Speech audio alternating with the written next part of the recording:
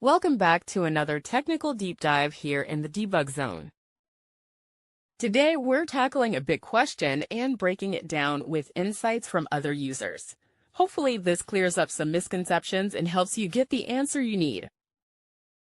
So, buckle up, stay a little curious, and let's jump right in.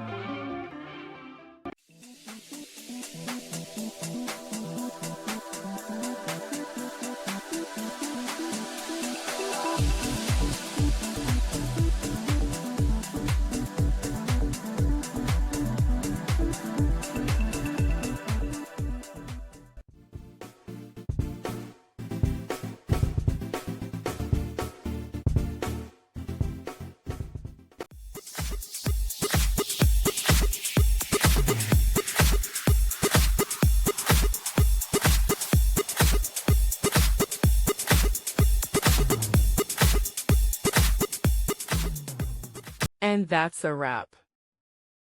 I hope you found the answer you were looking for. If you did, take a second to hit that subscribe button. It really helps out. And let me know in the comments which solution worked best for you. See you next time in the debug zone.